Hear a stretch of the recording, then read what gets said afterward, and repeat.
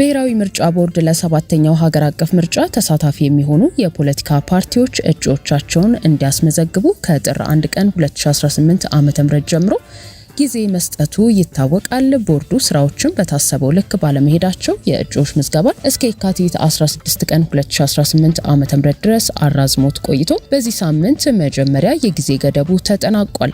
የምርጫ ሂደቱ ሲቀጥልም በእጩዎች ምዝገባ የተፈጠረው ጊዜ ሽግሽግን ተከትሎ ከየካቲት 7 ቀን ጀምሮ ሊደረግ የነበረው የመራጮች ምዝገባ በ3 ሳምንታት ተራዝሞ የካቲት 28 ቀን 2018 ዓ.ም እንዲጀምር ተወስኗል። ለምርጫ 2018 ሲባልም ሁሉም የከፍተኛ ትምህርት ተቋማት የዘንድሮ የትምህርት መርሃ ግብራቸውን ከምርጫው ቀን በፊት እንዲያጠናቅቁ ለማድረግ ታስቦ የነበረ ቢሆንም ይህ አካሄድ በትምህርት አሰጣጥና ጥራት እንዲሁም በተማሪዎች የፈተና ዝግጅትና ስኬታማነት ላይ አሉታዊ ተጽዕኖ እንደሚኖረው በመገምገም ማሻሻያ መደረጉን የትምህርት ሚኒስቴር ትላንት የካቲት 18 ቀን 2018 ዓ.ም ለሁሉም ዩኒቨርሲቲዎች በጻፈው ደብዳቤ አስታውቋል። በዚህም መሰረት ሁሉም የከፍተኛ ትምህርት ተቋማት ተማሪዎች በምርጫው ለመሳተፍ ወይንም ድምጽ ለመስጠት የሚያስፈልጋቸው ቀናት ብቻ ታሳቢ ተደርጎ ፍቃድ እንዲሰጣቸውና ተማሪዎቹ መርጠው እንደተመለሱ ትምህርታቸውን እንዲቀጥሉ እንዲደረግ መወሰኑን በትምህርት ሚኒስትሩ ፕሮፌሰር ብርሃኑ ነጋ ተፈርሞ ለሁሉም ተቋማት ከተላከው ደብዳቤ ለመረዳት ተችሏል። ምርጫ ቦርድ ይፋ ባደረገው የጊዜ ሰሌዳ መሰረት የሰባተኛውን ጠቅላላ ምርጫ የድምጽ መስጫ ቀን ግንቦት 24 ቀን 2018 ሲሆን በዚህ የጊዜ ሰሌዳው ላይ ማሻሻያ የማይደረግ ከሆነ መራጮች ከ91 ቀናት በኋላ ድምጻቸውን እንደሚሰጡ ይጠበቃል።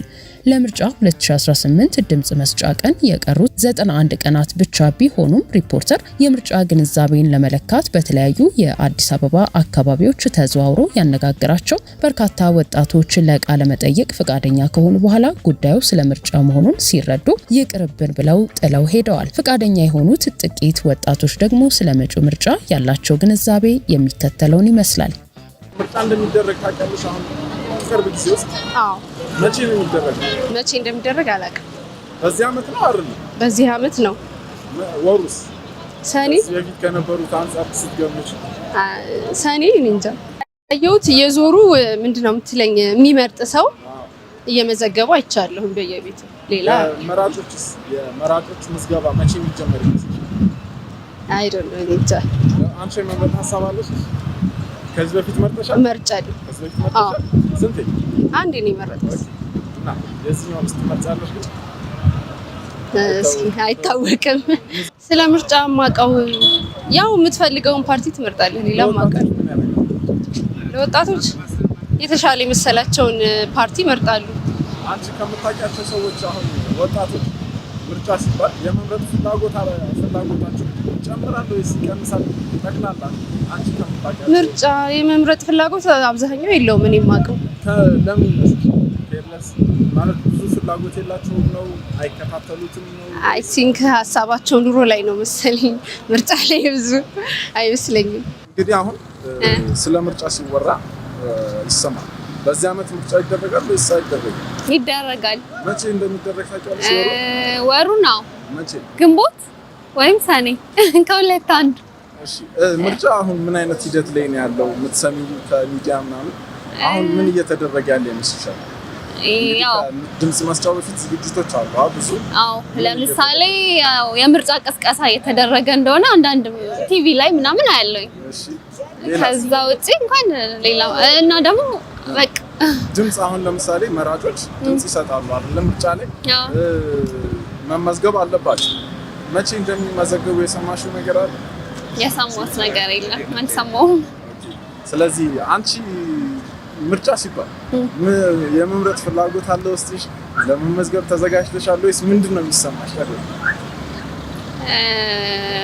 ምርጫ ሲባል እመርጣለሁ። ዝግጁ ነኝ። ምርጫ ስለ ምርጫ በብዛት ይወራል። ምርጫ መቼ ነው የሚደረገው? አላውቅም።